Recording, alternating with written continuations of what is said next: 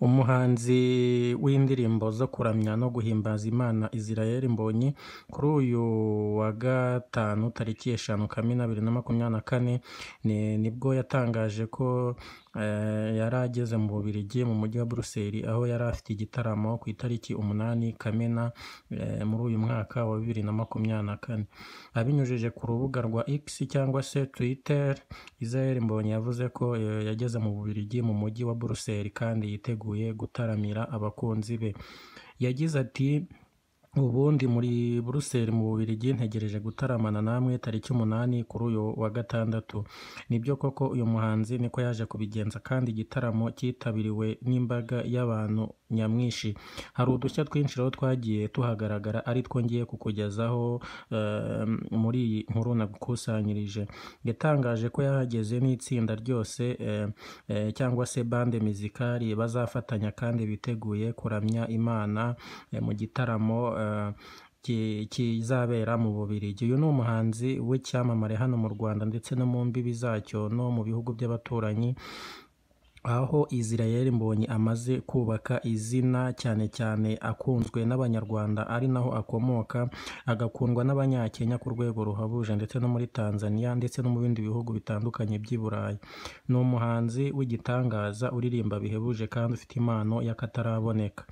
Mu minsi ishize rero yatangaje ko bazataramira ahantu hagari kuko aha abantu baguraga amatike ku bwinshi. Ibyo byatumye bareka gukorera muri Birmingham Palace cyangwa se mu ngoro ya Birmingham, bimukira muri Doxy Dome Events Hall kuko ariho hanini ugereranije n'aho bari gukorera mbere. Mbonyi yavuze ko ubwo yaherukaga mu Bubiligi muri Kamena 2023 hari abantu babuze uko binjira kubera ko imyanya yari yashize, bityo birinda ko byakongera kubaho. Mbere y'uko uyu muhanzi ava i Kigali, amatike ya VIP yari yashize hasigaye ayahasanzwe.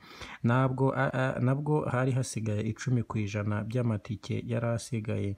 Uretse iki gitaramo hateganyijwe ko azajya gutaramira muri Uganda no muri Kenya muri 2024. Kenya rero kiri mu bihugu bya mbere aho usanga uyu muhanzi akunzwe, ndetse na Tanzania, ku buryo usanga akunzwe kuruta n'igihugu akomokamo bitewe n'uko bamwiyumvamo, bitewe n'indimi aririmbamo bumvamo mu buryo bwisanzuye 100%. Mbonyi Israel rero ni umuhanzi uririmba indirimbo zo kuramya no guhimbaza Imana mu ndimi eshatu harimo Ikinyarwanda, Igiswahili n'Icyongereza, ariko ubu hakaba higanjemo indirimbo z'Igiswahili cyane, ari nayo mpamvu akomeje gukundwa n'abatari bake mu karere, akaba akomeje kwandika amateka.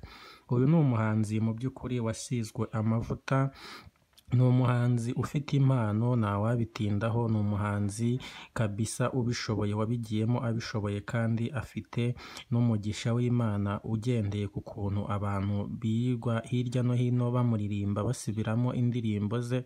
Uyu muhanzi rero yigeze gukora indirimbo ayita Ni Nasiri, yamamaye cyane, ikaba ifite amamiliyoni n'amamiliyoni y'abantu bamaze kuyireba. Uyu muhanzi rero ni umwe mu bahanzi u Rwanda rufite abagospel umaze kwandika izina muri Afurika ndetse no hirya no hino ku isi. Oho rero yagiye gutaramira mu Bubiligi, bamutegereza ari benshi, urumva ko bigeraho ngaho n'amatike agashira, bamwe bakabura uko binjira. Sale ya Birmingham rero ni sale nini cyane ku rwego ruhebuje, ariko biratangaje kuba abantu barabonye ko badashobora kubona aho bajya bakimukira mu yitwa Doxy. Iki ni ikimenyetso cyerekana ko uno muhanzi ari ku rundi rwego rudasanzwe. Niba ukunda Mbonyi Israel, kora subscribe kuri channel yanjye kugira ngo wongere ndusheho kugucukumburira amakuru ajyanye n'uyu muhanzi w'icyubahiro, n'uyu muhanzi wasizwe amavuta, n'uyu muhanzi ubishoboye, n'uyu muhanzi kabisa ufasha abantu mu buryo bw'umwuka no guhinduka binyuze mu butumwa atanga binyuze mu ndirimbo ze.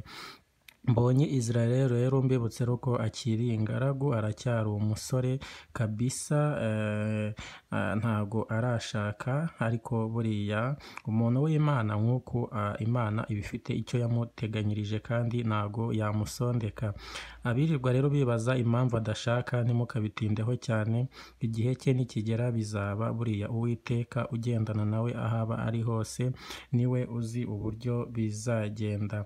Uyu muhanzi rero mbonye Israel kabisa, tumukomera amashyi, ni umuhanzi ubishoboye, ni umuhanzi w'umuhanga, ni umuhanzi kabisa w'indashyikirwa mu gukora indirimbo za gospel. Ndahamya yuko muri iki gihugu cyacu mu Rwanda ashobora kuzana ko si ashobora aza ku mwanya wa mbere mu ba gospel dufite ubu bakomeye cyane hirya no hino ku isi.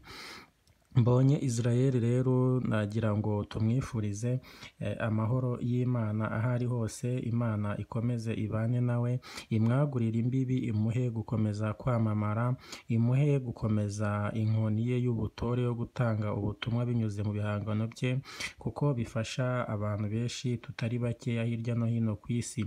Nawe rero niba ukunda Mbonye Israel cyangwa se indirimbo ze zikaba zigufasha, kanda subscribe kugira ngo ubutaha njye nkugezeho n'ibindi byegeranyo birebanye n'uyu muhanzi. Mwakoze cyane, njye nari Yusufu Mugwaneza, channel ni Kasuku TV nk'uko bisanzwe. Amahoro y'Imana abane namwe, ciao ciao.